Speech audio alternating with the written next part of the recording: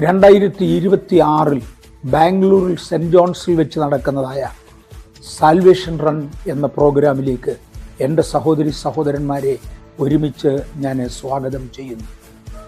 ക്രിസ്തീയ വിഭാഗത്തിൽ അനേക വിഭാഗങ്ങളുണ്ട്. ഒരു ശരീരത്തിൽ പല അവയവങ്ങൾ എന്ന വണ്ണം ക്രിസ്തുവിൻ്റെ ശരീരമാം സഭയിൽ അനേക വിഭാഗങ്ങളുണ്ട്.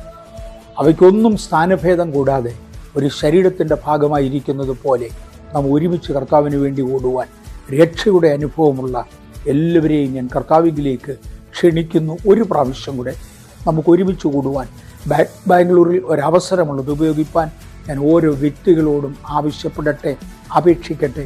നമുക്ക് ഒരുമിച്ച് വരാം.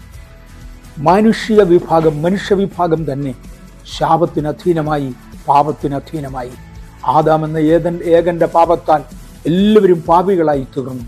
പാപത്തിൻ്റെ ശമ്പളം മരണമെന്ന് തിരുവെഴുത്തിൽ രേഖപ്പെടുത്തി. ശിക്ഷയെ മനസ്സിലാക്കുമെങ്കിൽ കുറ്റത്തിൻ്റെ ആഴം മനസ്സിലാക്കുവാൻ കഴിയും. 10 രൂപയാണ് ഒരുവന് കിട്ടിയ ശിക്ഷയെങ്കിൽ പോലീസ് പിടിച്ച ഏതോ ഒരു വെറും പെറ്റി കേസാണ് അതെന്ന് മനസ്സിലാക്കാം. 5 വർഷം തടവാണ് ഒരുവന് ലഭിച്ചതെങ്കിൽ അത് ഗൗരവമുള്ള ശിക്ഷയാണ്. ജീവപര്യന്തം തടവോ തൂക്കിക്കൊല്ലാൻ വിധിയോ ആണെങ്കിൽ ഏറ്റവും ഗൗരവമായ പ്രശ്നമാണത് എന്നറിയാം. പാപത്തിൻ്റെ ശമ്പളം മരണം എന്ന് പറയുന്നതിൽ നിന്ന് പാപത്തിൻ്റെ ഗൗരവം മനസ്സിലാക്കാം.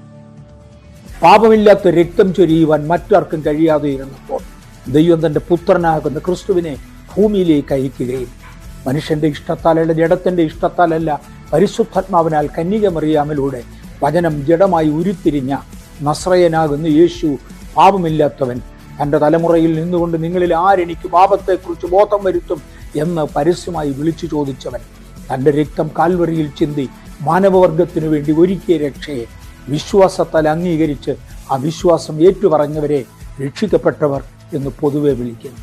രക്ഷിക്കപ്പെട്ടവർ എല്ലാ സഭാവിഭാഗങ്ങളിലുമുണ്ട്.